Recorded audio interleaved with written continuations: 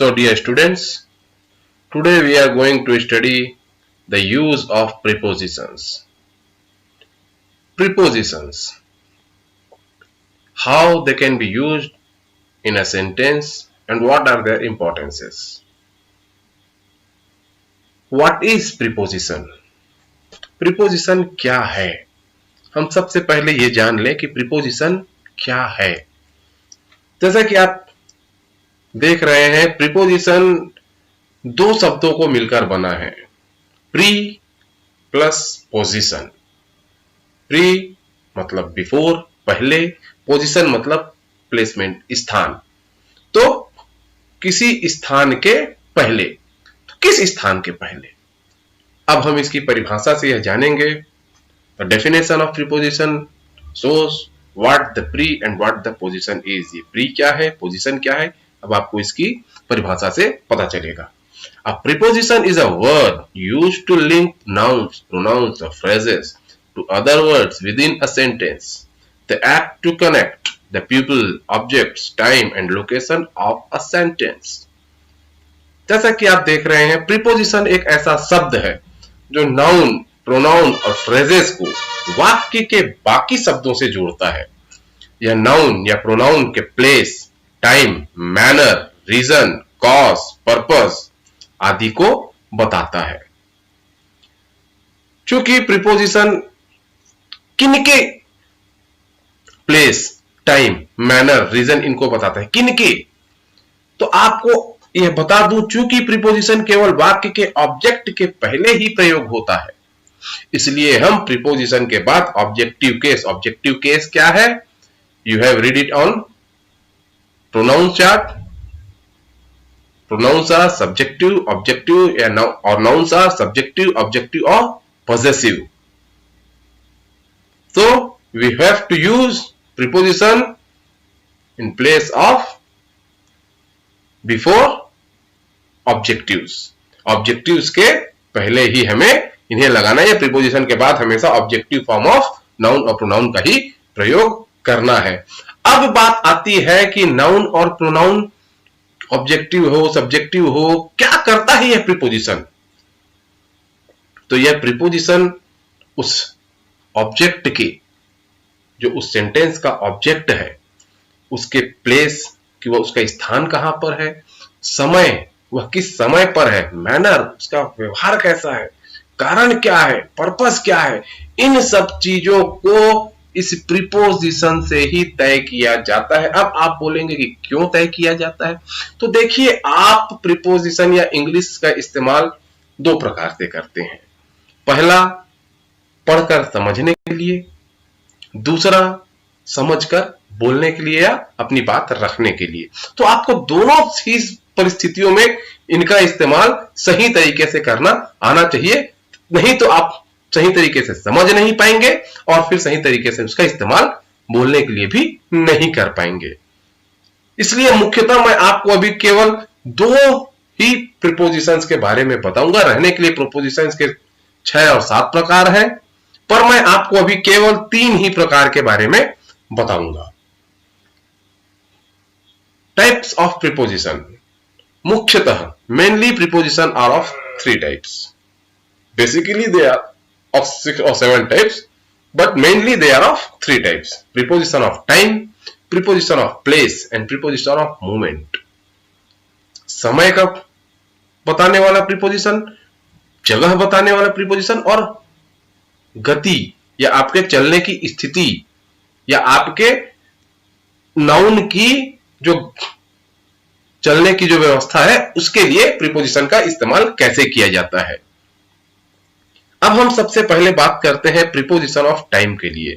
चूंकि आप देखेंगे, मैं आपको बता दूं, यहां पर ये एक चार्ट मैंने छोटा सा आपके लिए बनाया है, preposition of time and preposition of place. You see that some prepositions are used both in preposition of time and as a preposition of place. What are they? ये है इन, ऑन और एट। टू ऐसे कुछ prepositions हैं जो time के लिए भी इस्तेमाल होते हैं और प्लेस के लिए भी इस्तेमाल होते हैं। इसलिए सबसे पहले इनको आपको जान लेना और समझ लेना सबसे ज्यादा जरूरी है। बेसिकली 100 से ज्यादा प्रीपोजिशंस है, ये सिंगल वर्ड्स प्रीपोजिशन है, डबल वर्ड्स प्रीपोजिशंस होते हैं, फ्रेजल प्रीपोजिशंस होते हैं, but I will discuss it later. First I will tell you this prepositions one by one. At. At commonly used preposition, सबसे आम तौर पर यह इस्तेमाल किया जाता है एट. आप एट को देखते ही समझ जाइए इसका सबसे पहला गुण है, the quality of at is at used for a precise time. निश्चितता, चाहे आप स्थान के लिए इस्तेमाल करें चाहे समय के लिए इस्तेमाल करें. इसीलिए इसका इस्तेमाल मूवमेंट के लिए नहीं होता, because movements are not precise. आप देखेंगे इसीलिए इसका आप एट का इस्तेमाल करेंगे pin pointed, point of time. See this point of time. जब आप एक निश्चित बिंदु पर समय के पहुंच जाते हैं तो आप एट का इस्तेमाल करते हैं. Some exceptions are there. यहां पे कुछ अपवाद भी हैं, जैसे फॉर नाइट, फॉर वीकेंड, यहां पे भी आप एट का प्रयोग कर सकते हैं. They are rules. They are no question of why and what.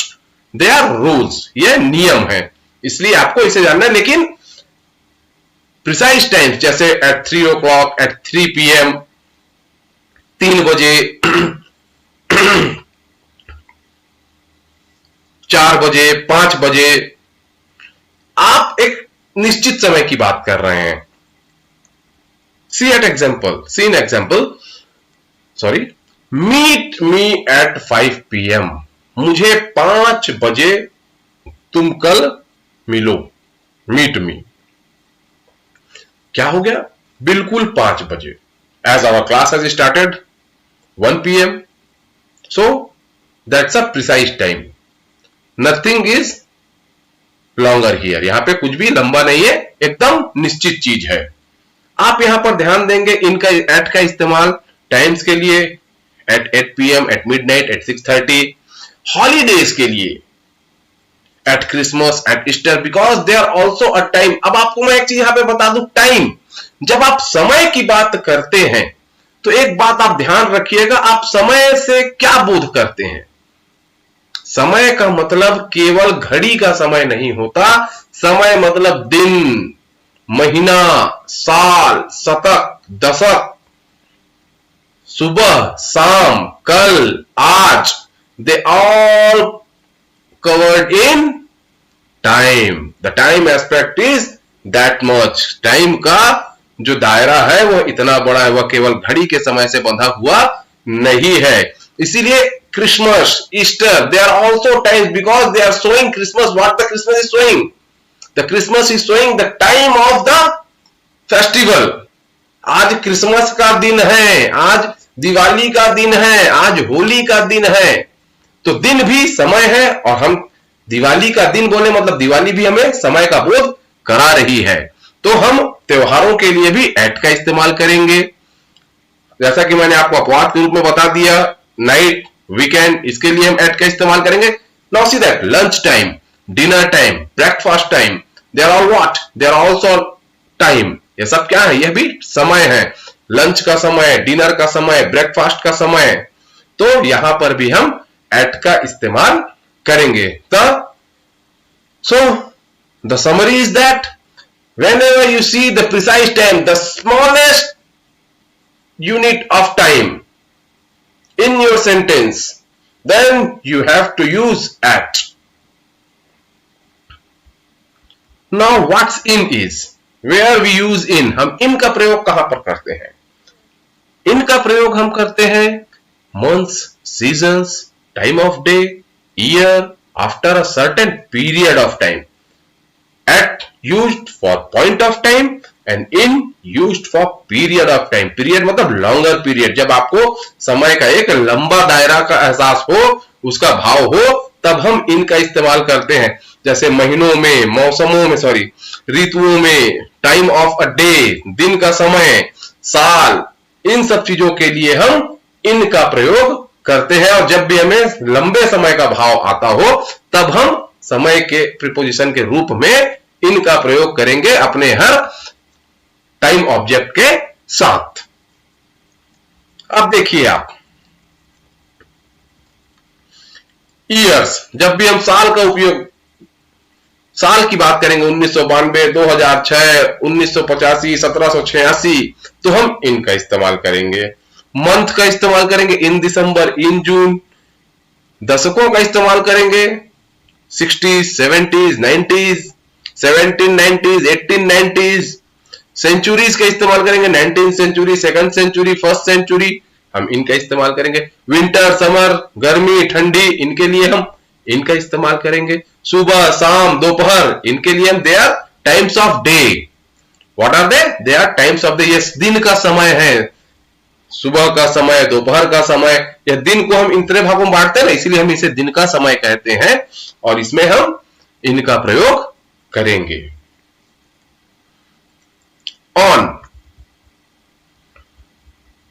बड़ा ही छोटा और बड़ा ही सुंदर चीज है, रहने के लिए कंफ्यूजिंग है, लेकिन ऑन का इस्तेमाल हम दो ही जगह करते हैं। कौन कौन सी जगह? Specific days and dates. जब हमें कोई एक निश्चित दिन का बोध कराना हो या निश्चित तारीख का बोध कराना हो, तब हम डेट्स का इस्तेमाल करते हैं। हम यहां पर एट का इस्तेमाल नहीं करते। On Sunday, on Tuesday, 6 March, 25 December, Christmas day, independence day. Christmas day, not only a Christmas.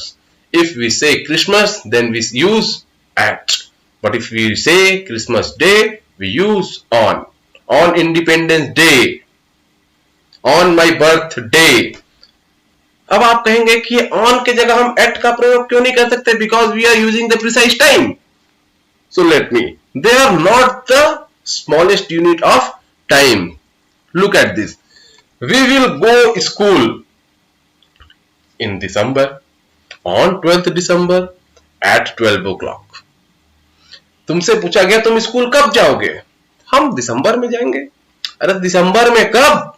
तब तुमने बताया कि on 12th December। अरे 12th दिसंबर में कब? तो फिर तुमने बताया 12 o'clock। तो आप प्रिसाइज होते गए। आपसे पूछने वाले ने आपसे सूक्ष्मता से, वह वृहद से सूक्ष्म की तरफ गया। तो जब भी हम वृहद से सूक्ष्म की तरफ जाते हैं तो हम इसी प्रकार से प्रीपोजिशंस का इस्तेमाल करते हैं। इन दिसंबर, ऑन 12 दिसंबर, एट 12 o'clock। देखिए, महीने की बात आई हमने इन लगा दिया, तारीख की बात आई हमने ऑन लगा दिया, और समय की बात आई हमने 12 लगा दिया, एट लगा दिया। Okay, so that is, see, with the on days, on Monday, on my birthday, on Christmas day, morning, afternoon, evening, Tuesday morning, 20th of June, इन सब के लिए हम on का इस्तेमाल करते हैं। So students, अगर आपको इन, ऑन और एट में अगर कोई भी समस्या आ गई हो तो please leave comments on my comment box. I will try to solve your doubts. Okay, now we come to the another preposition of time, that is since and for. Mostly and commonly used words and very confusing with their uses. हमेशा हमें इनके प्रयोग इस्तेमाल में हमें समस्या होती है। तो आपको मैं बता दूं कि सिंस एंड फॉर का इस्तेमाल हम प्रेजेंट और पास्ट परफेक्ट या प्रेजेंट या पास्ट कंटिन्यूअस या परफेक्ट कंटिन्यूअस टेंस के लिए के वाक्यों में करते हैं।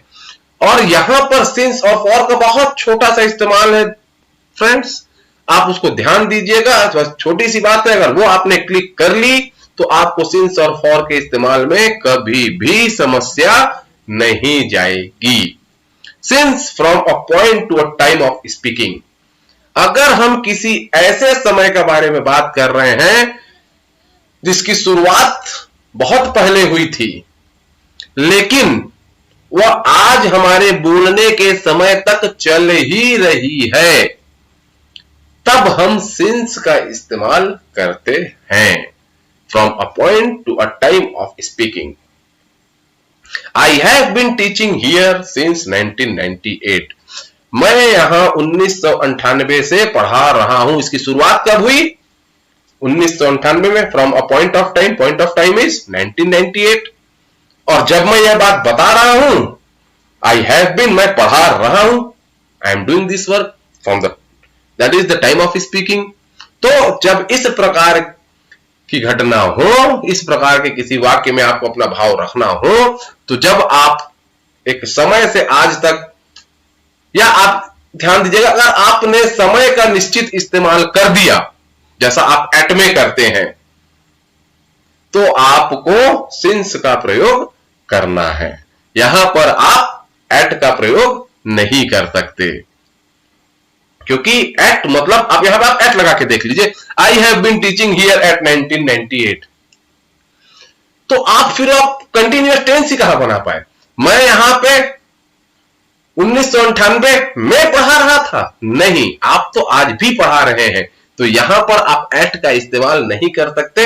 यहां पर आपको या तो सिंस का इस्तेमाल करना है या फॉर का इस्तेमाल करना है, और चूंकि यहां पर हमने एक प्रिसाइज टाइम दे दिया है, पॉइंट ऑफ टाइम दे दिया है, तो आपको यहां पर सिंस का ही इस्तेमाल करना है।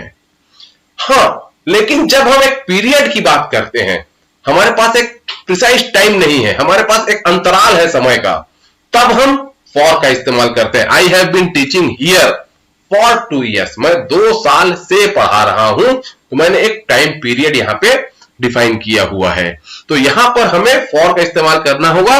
और नियमतः आपको एक छोटा सा ट्रिक बता देता हूं कि आप अगर एक दिन, तारीख या समय देख लेते हैं, मॉर्निंग, कोई भी, morning, evening, centuries, years, month, seasons, कुछ भी देख लेते हैं जहां पे आप इन और ऑन का इस्तेमाल करते थे और एट का इस्तेमाल करते थे, वो कुछ भी आप देख लेते हैं, तो आप सिंस लगा देंगे।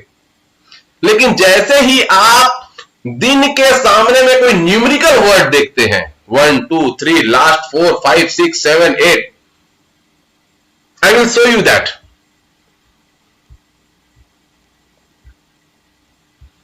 ये देखिए, 1 2 3 many, some, second, minute, hour, day, week, month, year, decade, centuries, इनके सामने आप कोई न्यूमेरिकल एडजेक्टिव 1 2 3 4 5 कुछ देख लेते हैं, तो आप मैनी, सम, इस प्रकार कोई न्यूमेरिकल एडजेक्टिव देख लेते हैं, तो आप बिना सोचे आंख मूंद कर फॉर का इस्तेमाल कर दीजिए। और जैसे ही आप कोई exact time, name of day, month, year, Sunday, August 2006, निश्चित दिन, तिथि के बारे में आपको अगर जानकारी हो जाए, yesterday, last night, last month, last year, not first, sorry, 1 night 2 night, not, no the 1 night and 2 night, last night and last month, if you use last in front of the time, then you have to use since, तो आपको फिर since का इस्तेमाल करना पड़ेगा।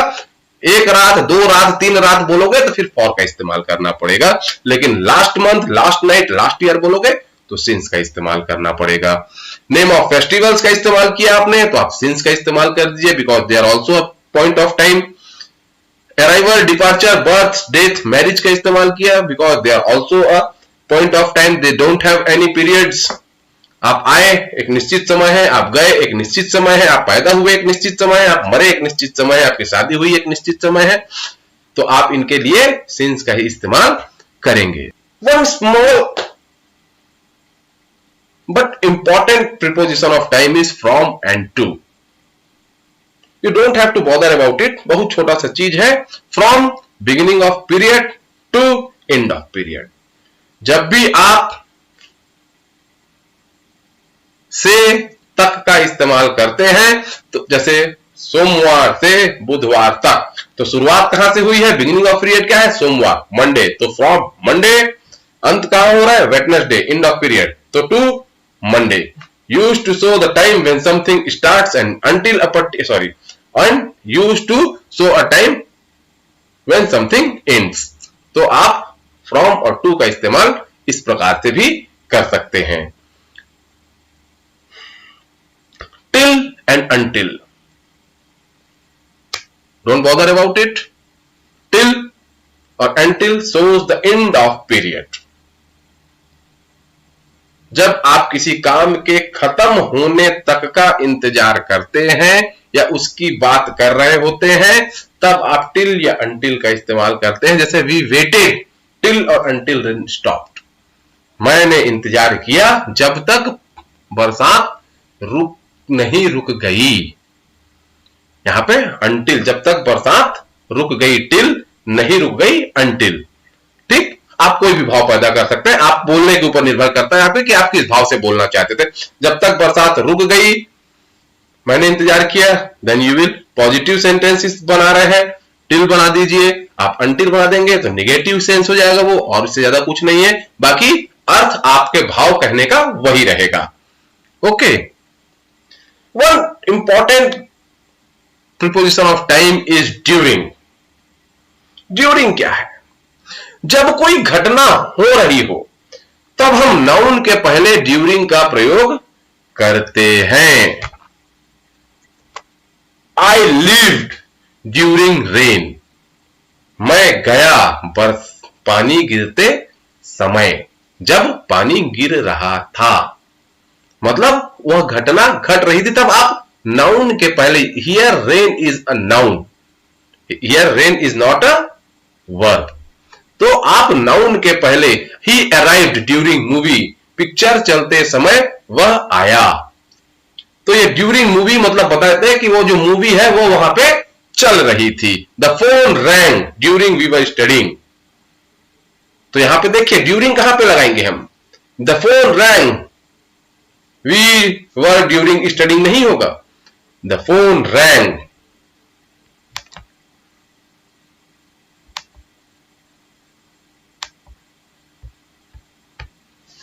The phone rang during we were studies. हम noun के पहले ड्यूरिंग का इस्तेमाल करेंगे। So friends, that is all with your preposition of time. Tomorrow or in the next video we will talk about the preposition of place. Thank you.